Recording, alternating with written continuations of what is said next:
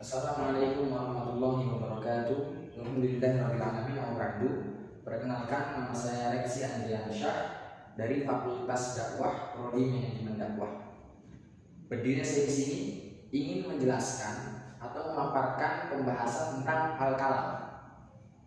Al-kalam.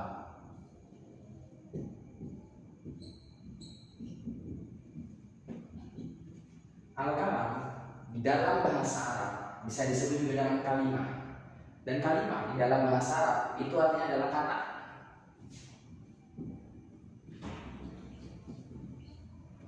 Jadi teman-teman, al-kalam, kalimah atau kata di dalam bahasa Arab itu terbagi menjadi tiga. Apa saja? Yang pertama ada al-ismu. Al-ismu, isim. Kemudian yang kedua ada al-fi'lu.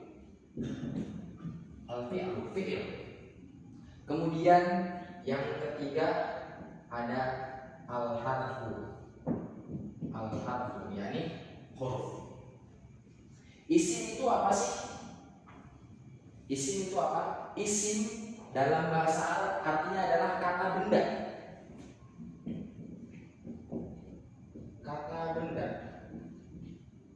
Sedangkan fi'il di dalam bahasa Arab itu artinya adalah kata kerja.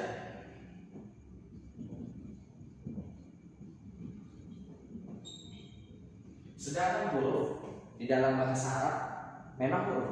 Di dalam bahasa Indonesia memang huruf sudah menjadi bahasa Indonesia, sudah menjadi serapan bahasa Indonesia.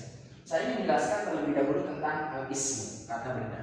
Jadi semua benda yang ada di dunia ini di dalam bahasa Arab diistilahkan dengan al-ismu.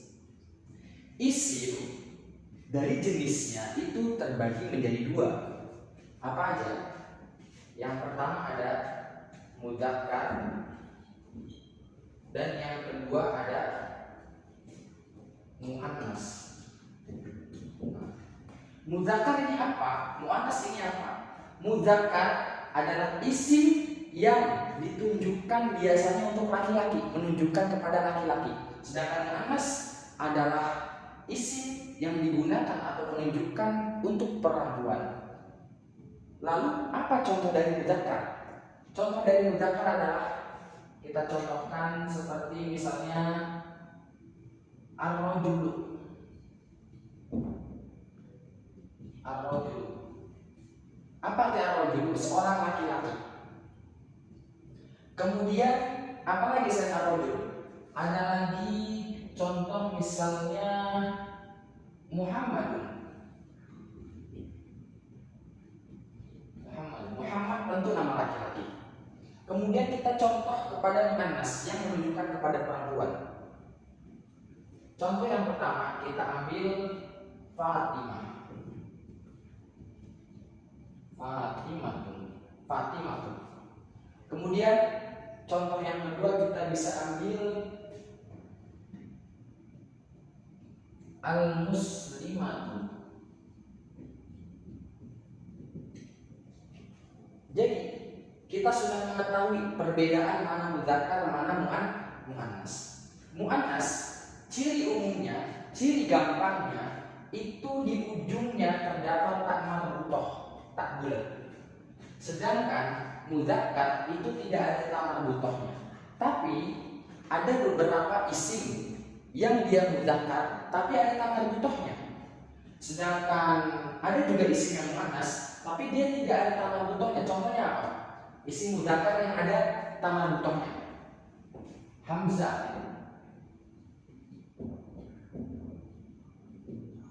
Nah, ini ada tak marbutoh, tetapi ini tidak menunjukkan muannas karena Hamzah adalah nama seorang laki-laki. Begitupun muannas. Ada isim yang menunjukkan perempuan tapi dia tidak ada tak marbutohnya. Contohnya apa? Hindun misalnya. Hindun. Nah, Hindun ini nama perempuan, tetapi dia tidak ada tak marbutohnya. Jadi tidak selamanya mudzakkar itu kosong daripada tak marbutoh dan tidak selamanya muannas itu dan tidak selamanya muannas itu ada tak marbutohnya. Oke? Oke, kemudian kita lanjut kepada fi'il. Kata kerja. Kata kerja pasti selalu berkaitan dengan waktu. Ada waktu lampau, sekarang, yang akan datang. Di dalam bahasa Arab itu disebut dengan ada fi'il madhi, ada fi'il mudhari, dan ada dua fi'il lagi, yakni fi'il amr dan fi'il nahi. Jadi lengkapnya di dalam bahasa Arab fi'il terbagi menjadi 4. Apa saja? Yang pertama madhi, fi'il madhi. Kemudian yang kedua ada mudhari. Kemudian yang ketiga ada amr, fi'il amr. Kemudian yang terakhir ada fi'il nahi. Nah, kita bahas pada fi'il madhi terlebih dahulu. Fi'il madhi berguna itu untuk menunjukkan masa lampau. Contohnya apa? Contohnya nama al-walad. Nama al-walad, telah tidur anak laki-laki. Nama di sini adalah fi'il madhi yang menunjukkan waktu telah atau waktu lampau. Selain itu apa lagi? Ada misalnya syariba. Syariba Muhammadun al-ma'a. Mana fi'il madhinya? Syariba. Syariba ini merupakan fi'il madhi yang berarti telah minum siapa Muhammad, apa yang diminum oleh Muhammad, yakni alma. Alma sebagai maf'ul. Kemudian contoh yang kedua contoh daripada fi'il mudhari. Yang pertama adalah kita ambil dari fi'il madhinya aja biar tidak terlalu ribet. Yanamu al-walad. Fi'il mudhari ini berarti fi'il yang sedang dilakukan atau fi'il yang akan dilakukan. Biasanya fi'il mudhari ketika dia menunjukkan akan dilakukan itu ditambah dengan huruf sin. Sin di depannya ada huruf sin, dan sin bermakna akan tapi dalam waktu dekat. Sedangkan saufa akan tapi waktunya tidak tahu kapan. Seperti itu. Ya namun di sini ada fi'il mudhari yang berarti sedang dilakukan. Ya namul walad, anak laki-laki sedang tidur. Kemudian contoh yang kedua ada yashrabu Muhammadun al-ma'a. Muhammad sedang meminum air. Yashrabu menjadi fi'il mudhari yang menunjukkan kata sedang. Yashrabu sedang meminum. Siapa yang sedang meminum? Muhammadun jadi fa'il. Alma tetap jadi maf'ul. Ini juga sama. Ya namun sedang tidur siapa? Al-walad. Kemudian contoh daripada fi'il amr. Amr itu kalau di dalam bahasa Indonesia itu kata perintah. Kata perintah. Contohnya mana? Kita lihat. Contohnya seperti ya Muhammad. Ya Muhammadu Iqra.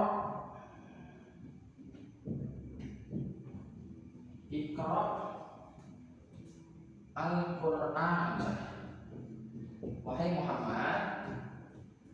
Muhammad yang berarti wahai Muhammad, bacalah. Iqra ini disebut fi'il amr. Fi'il amr yang berarti perintah. Perintah untuk melakukan sesuatu. Wahai Muhammad, bacalah Al-Qur'an. Kemudian yang terakhir adalah fi'il nahi. Nahi ini apa sih? Nahi ini lawan kata daripada perintah, yakni melarang. Contohnya daripada fi'il nahi yakni la takul. La takul ar-ruzza qa'iman.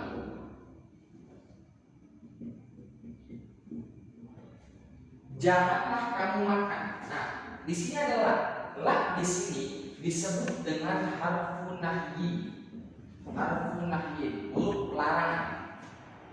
La takul, jangan kamu makan ar-ruzza, nasi qaiman dalam keadaan berdiri. Kemudian yang terakhir, bagian daripada kalimat yang terakhir yakni huruf. Huruf itu adalah sesuatu yang mana dia ketika berdiri sendiri itu tidak memiliki makna apapun. Contohnya adalah huruf itu banyak ya. Ada huruf jer, ada huruf nawasib, ada huruf jawazim. Kita ambil dari huruf jer saja. Contoh yang paling mudah yakni fi. Mama anak fi, apa artinya fi?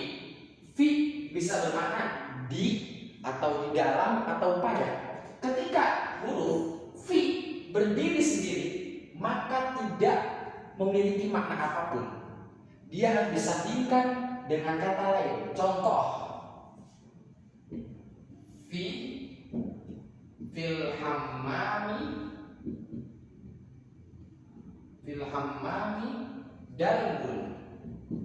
Nah, di dalam kamar mandi ada ember. Jadi huruf ketika ingin dibuat menjadi suatu kalimat yang sempurna, maka dia harus memiliki penopang dari kata lain. Kurang lebih seperti itu. Inilah penjelasan daripada al-kalam atau yang disebut di dalam bahasa Indonesia adalah kata. Cukup sekian, kurang lebihnya saya mohon maaf. Billahi taufiq wal hidayah. Wassalamualaikum warahmatullahi wabarakatuh.